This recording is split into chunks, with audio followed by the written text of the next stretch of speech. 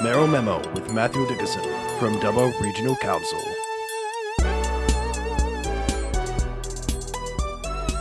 You're listening to Tony Graham on Binjang 91.5, and in Studio 2 on the line I have the Mayor of Dubbo Regional Council, Matthew Dickerson, and of course we're going to be talking about the May 23rd, yesterday or Thursday night's ordinary meeting of Council. How are you today, Matthew? Yeah, very good, thanks, Tony, and always good to be chatting after a nice long council meeting, about a 3-hour council meeting last night. Yeah, well, at least you have lengthy meetings. That's a bit of a change from what it used to be with the last council, or the previous council, I should say. Now, let's get on to the draft planning agreement in relation to the Dubbo Firming Power Station, because there's been some interesting goings-on with that. Absolutely right, and I think the result we've got here, I think, will be fantastic for the LGA. This is a firming power station being proposed by Squadron Energy, and this will produce green hydrogen when there's excess power on the grid from some of the renewables around the area. That green hydrogen will then be stored, and then when we have a lack of sunshine or a lack of wind, then this firming power station will be used to provide power to the grid using a combination of hydrogen and some form of gas as well. There's no requirement for this particular proponent to pay money in a voluntary planning agreement to the community, but because it is linked to renewables, we did have the discussion with Squadron, and Squadron have been very good to deal with all of our dealing so far. And so they said that they would actually make a contribution, and they asked for a copy of our plan, our strategic plan forward for the community, so they could see where they would contribute. And they picked out of that our public art strategy. We have a community-wide or an LGA-wide public art strategy, and they thought that would be good to be able to feed into that. So they've offered to give us $950,000 for our public art strategy. Now that's pretty exciting, Tony, because the public art strategy is something that we've got a policy for, a strategy for, but we haven't got the funding for it. And it was always ready there to go if we could pick up some sort of funding opportunity, and that came along. Now there was some discussion about keeping this money within a certain radius. So, for example, there was some discussion by councils about keeping it within a 15-kilometre radius of where this station was. Now, this particular firming power station is out in our industrial area in Dubbo, so basically keep it within the Dubbo area. There was some further discussion about maybe we should take that out to a 35-kilometre radius, but what councillors decided in the end was that we are one LGA, it's one public art strategy, so it would be better to use that money across the entire LGA. And in fact, councillors were talking about the idea of, wouldn't it be nice to see some of this public art being used in some of our villages, for example, Stewart Town and Mumble and Ballymore and Umundry, a range of our villages. So that was an idea that was fairly well accepted by councillors, using this money for public art across the entire LGA. So that's a pretty exciting development, and again, another one of the advantages for having renewables in our area, Tony. Yes, my understanding it was mainly Josh Black who was putting forward that proposition to keep it contained in Dubbo and exclude Wellington. Would that be right? Is that your understanding too? That was certainly the amendment moved by Councillor Josh Black at the committee meetings 2 weeks ago to go to the 15-kilometre radius. So, yes, it was certainly led by Councillor Josh Black in that scenario to keep that money around the Dubbo area. Again, the debate went back and forth, and in the end, councillors decided, so what we've resolved is to go forward with the entire LGA, so not go forward with that 15-kilometre radius as proposed by Councillor Josh Black. Okay, that's certainly noteworthy. Now, in a related matter here, just moving down our list, keeping into the same theme of the same concepts of funding from these organisations, Council has resolved to write to the owners of the various solar farms to try and get them to participate in these community grant fund organisations or allotments. Is that right? Yeah, that's exactly right, Tony. One of the things that, as you know from previous discussions that we've had, one of the issues we certainly have is that voluntary planning agreements are exactly that, voluntary, and you get some proponents who are quite prepared to put forward money as part of a social licence, part of contributing to the community, and other proponents sometimes aren't so willing to put forward. We seem to have had better luck with wind farms rather than solar farms, and we've got some solar farms already. So, for example, Suntop Solar Farm and Wellington Solar Farm and Wellington North Solar Farm are 3 solar farms in particular that we've received zero contribution in terms of a community benefits fund. Now, those projects have got their approvals in place already. There was no voluntary planning agreement as part of those approvals. But what we resolved last night was that we send off a letter to each of those 3 organisations, or the 3 companies that own those 3 different solar farms, and say we think it would be reasonable to have a community benefit fund of some description, keeping in mind that we've now got a renewable energy benefit framework, which we didn't have in place when these proposals first went through to the state government. So that's 1.5% of the capital investment value. We're asking the proponents for that. Whether we'll be successful or not, Tony, is a question, and we won't know the answer to that question until we send off these letters and make our requests known to those particular companies. The problem is that there's no requirement, and so we're really asking a company to make a contribution to the local community because it's the right thing to do, but there is no legal requirement to do that. So stay tuned in that and see how we go with the outcome from that. The best we can do, or all we can do really, is ask and put our case forward for a contribution, and then it's up to those companies whether or not they go forward with that. Yeah, so the anomaly here, of course, is with the wind farms, it was mandated that they had to make these contributions. So now, is that the motivation behind the other thing that the council's looking to do, and that is looking towards making a submission of motion to the National General Assembly of Local Government for consistency in planning agreements for these renewable energy projects. So that's all related, isn't it, really? That is related as well, and it's actually not mandated with wind farms, but it seems to be accepted practice with wind farms, which is quite interesting that for some reason wind farms seem to be willing to contribute and willing to sign up voluntary planning agreements. Solar farms don't, but in terms of legal requirements in the planning process, there is no legal requirement for either wind or solar or battery, for that matter, Tony, to actually do that. And that's something that we have been talking to the state government about, Penny Sharp in particular as the minister responsible. We've also been talking to the federal government, Chris Bowen in particular, about that process. Now, the item you've mentioned there is that we've actually taken through a motion to be debated at the National General Assembly. So there's a meeting that we have once a year of all 537 councils across the nation, and we meet in Canberra. And one of the things we talk about are things that it would be good to see taken forward as a collective. So you've got the weight of 537 councils behind it, not just one council saying this is a good idea. So we've put a submission into that. That will be debated at the National General Assembly. These ideas or this concept doesn't affect all 537 councils, but certainly there's a number of councils across the nation that have got this same dilemma that we have, Tony, that you've got to go and have individual conversations with individual proponents with no legislation behind us to say that they need to pay some money. We think it would be better to have some national guidelines because the legislation is at a state level, but if there were some guidelines at a national level, that would obviously make it better for those states to fall in line and have the same rules across the entire nation. I'm not sure what will happen from that debate. Hopefully councils across the nation support that, and then that gives the Australian Local Government Association more power to go and then take that forward to the Australian government. Yes, well, that was interesting. Obviously, I'm under the misconception about the mandated side of the argument there, but certainly perhaps what happened there was with all the pressure that was going on with the wind farms and the uprising about it, perhaps that was a concession that the proponents of those developments were willing to make in order to make it more palatable for the state government to persist with it, perhaps.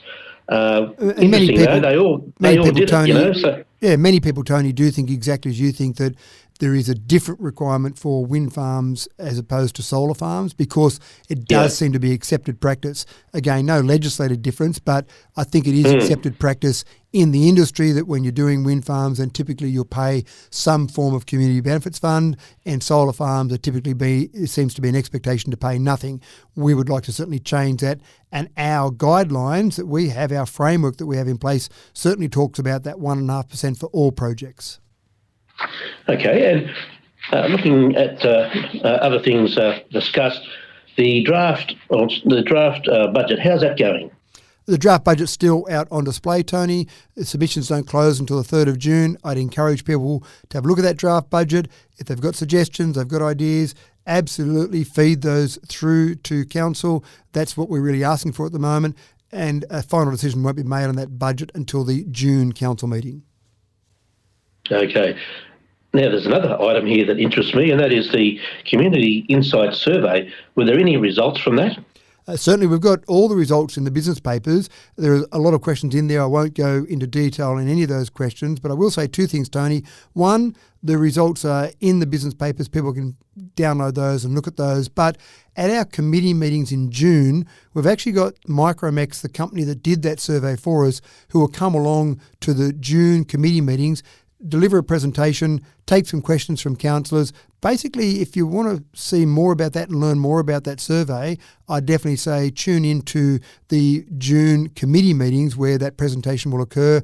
And the other part is that there are two surveys done as one. We've got the same set of questions, and there is a statistically valid part of that where Micromex make phone calls to random people, and that information is fed into that survey. So that's a statistically valid survey with a certain error rate.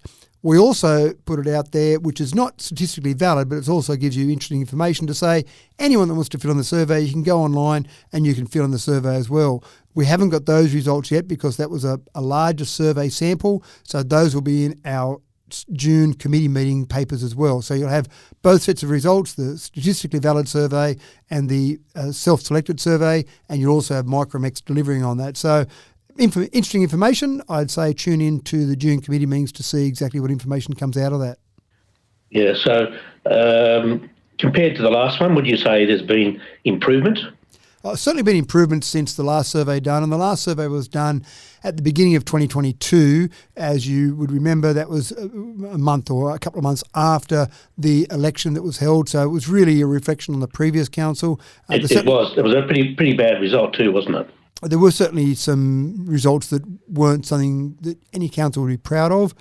This survey is certainly different, and I certainly think it's on the uptick. There's certainly been some changes, some positive changes there. And Tony, we're even seeing that when we advertise for staff now. It was only a few years ago when our staff, we'd have a vacancy in staff, we'd have someone leave, for example, and our team would advertise for a staff member and they'd get zero or very few applications for positions. Now we're finding when we advertise for various positions, we're getting 20, 30, 50 applications for some positions. The reputation as a good employer is starting to improve now, and it takes time to change that culture and change the perception in the community. But without a doubt, I think we're certainly on the way up and have been on the way up for a little while now. Yeah, you'd have to say that's very telling, and that certainly was a big issue back in the day. So, and that's very beneficial to, all the people living in the LGA, because you want to have a bit of a competition to get jobs in council, so you get excellence. It looks like we've got that back again. That's fantastic. Now, there's another report here. It's to do with the investment under Section 625 of the local government. So what's happening with investment in the local government area? Yeah, certainly. So we've got a lot of investments there, and this investment, again, a lot of information in there, a bit like the Community Insight Survey, a lot of information in there. I suppose the important part there is all of those investments are open for people to see where our money's invested. We obviously do have significant sums that are invested, and you can start to see that portfolio is rising again. So we're sitting around about the just over $270 million, $273 million from memory in various funds there at the moment. A lot of those are in different restricted assets. So we've got some in our general fund, some are specifically in our water fund, some in our sewer fund. Most people would be aware that you can't mix those funds together. We can't take money from our water fund and then use that in our general fund, for example. So we've got those various assets in terms of restrictions. We've got them in various portfolios there. various ones in term deposits, floating rate notes, etc. So it's worthwhile looking at. For anyone that is interested in finances, it's worthwhile going through and looking at. The mistake that some people make, Tony, is they look at that and they say, oh, you've got money in the bank, you can go and spend that money on whatever you want to spend it on. But a lot of those are restricted, again, for certain asset renewals. We've got a $3 billion asset base. You've got that asset base continually depreciating. You've got to be putting money aside to be able to renew various assets when they're due to be renewed. Making sure we've got that money in the bank, making sure we've got that money available is a very important part of running a well-run, well-designed council, so that we've got that money available. Not, oh no, we need money for this particular project, we haven't got the money in the bank, what do we do about it? Again, it's making sure we've got money there ready, available for the things that we need to use it on. Yeah, of course, the perspective on this is that most of the money comes from grants, most of the money that lands in councils' coffers. It's not just ratepayers' money, that's around about a third. So grant monies is a really big area for getting, capital or CapEx projects underway. It's very interesting to see what kind of projects, what kind of grant funding we have and where that goes. So I think it's very instructive to look at that, and very important that people in the LGA understand what happens there, because it's all about priorities in spending in the area. It's all about priorities in spending, and I often compare the council budget to a household budget. You get a certain amount of money that comes in, you need to work out where you spend that money, you've got choices to make as to how you spend that money. The numbers are bigger at council, but it's still the same process. The other thing that makes it very hard to budget, Tony, is the issue that you mentioned there in terms of grants and the ability to get grants, the way you get grants. It's hard to budget for all of that because you don't know what grants you'll get. And just to give you an idea of some of the extremes, if I go back to the 2019-2020 financial year, and it's probably fair to say that the council reputation wasn't fantastic at that particular point in time. When the federal government and the state government are going to give out grants, they want to make sure they're giving it to an organisation they're confident can deliver projects, they can do it on time, they can do it within budget. They want to have confidence in that organisation. In that 2019-20 financial year, there was an historic low of $34.8 million in grants from state and federal government. To give you an idea of a comparison, jump forward to the 2022-2023 financial year, so the last financial year completed, $57.8 million was received from state and federal government in grants. So it gives you an idea of how variable that figure can be, but also I'm sure that was based on the fact there's more confidence in council at the moment and more competent staff that are actually making applications for these grant funds as well. I think that all plays a part of it there, but it is difficult to budget when you've got such a variation in one particular facet, which is grants. Yes, and of course, in our LGA, we've got a split in the federal seats, which means that in some cases in the LGA, you can get two bites of the cherry from two different areas of those two electorates for grant funding. I'm just wondering if councils switched on about that and how much do they leverage that? Certainly we're aware of it. I'm not sure that it actually has the impact that we'd like it to have.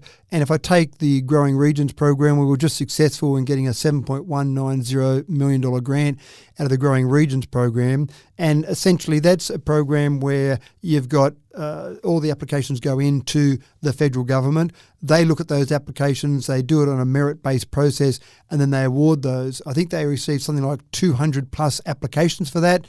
They awarded 40 of those 200-odd applications with a successful grant outcome. Dubbo Regional Council was one of those. And as an example there, it didn't really matter whether that was part of Andrew G's electorate or part of Mark Colton's electorate. It was basically a grant. They had to assess that on its merits and then deliver that money. So it sounds like a good idea to be able to have two bites at the cherry, but the reality is most of these grant programs are Australia-wide grant programs, so they really focus on the merits of those applications. Yeah, so I was thinking airports in this case, but I was wondering if it extended or how far it extended into other areas too. Now, it's great to see that the pedestrian access across the low-level bridge, the Duke of Wellington Bridge that is, has been now completed. And so all those people in Monteviers, which is about 25% of our population, has now got access along the river to town, which is really great. Well, actually, I haven't seen that yet, Tony, so I'll have to have a look next time I'm in Wellington there. And it's something obviously I think is an excellent idea.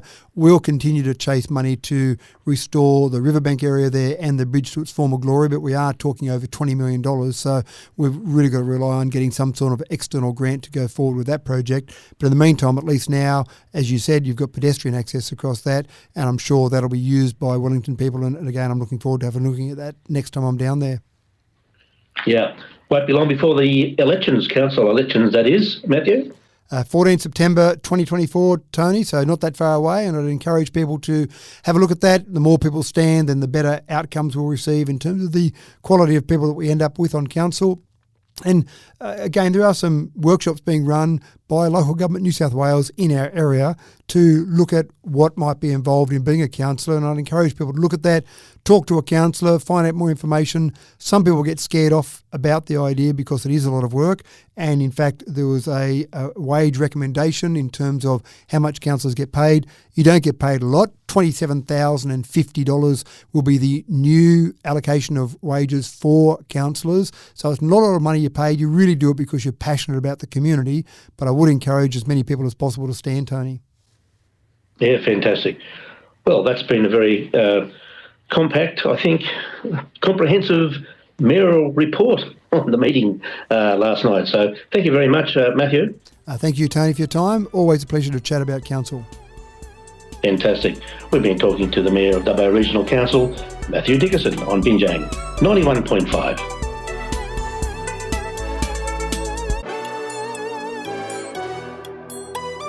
Mayoral Memo with Matthew Dickerson from Dubbo Regional Council.